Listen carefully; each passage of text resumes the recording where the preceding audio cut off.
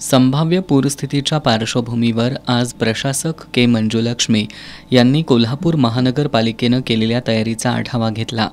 यावेळी त्यांनी उपशहर अभियंत्यांना धोकादायक इमारतीवर कारवाई करण्याच्या सूचना दिल्या। उद्यान विभागानं धोकादायक झाडांच्या यादीला ट्री कमिटीची मान्यता घेऊन अशा धोकादायक झाडांच्या फांद्या लवकरात लवकर छाटाव्यात। पूरस्थितीमुळे स्थलांतरित व्हाव्या लागणाऱ्या लोकांच्या निवाऱ्याची तसंच सर्व सोयी सुविधांची पडताळणी करावी। संभाव्य पूर परिस्थितीच्या कालावधीत सर्व अधिकाऱ्यांनी आणि कर्मचाऱ्यांनी आपले फोन सुरू ठेवावेत। पुढील 2 महिने परवानगी न घेता कुणीही रजेवर जाऊ नये। आरोग्य विभागानं औषधाचा पुरेसा साठा करून ठेवावा। डेंग्यूच्या पार्श्वभूमीवर सर्व आरोग्य यंत्रणेनं सर्वे वाढवावेत। वर्कशॉप विभागानं सर्व वाहनांवर 3 शिफ्टमध्ये चालकांची ड्युटी लावून रात्रीच्या वेळी ही सर्व यंत्रणा सज्ज ठेवावी। अग्निशमन विभागानं त्यांच्याकडील सर्व साधनसामुग्री सज्ज ठेवावी।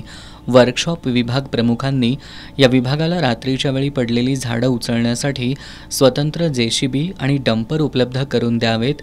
खर, माती आणि अन्य साहित्य रस्त्यावर पडल्यानं वाहतुकीला अडथळा ठरणाऱ्या बांधकामांवर दंडात्मक कारवाई करावी अशा सूचना देत महापालिकेच्या सर्वच विभागांनी परस्परांमध्ये समन्वय ठेवावा असंही प्रशासक के मंजुलक्ष्मी यांनी सांगितलं।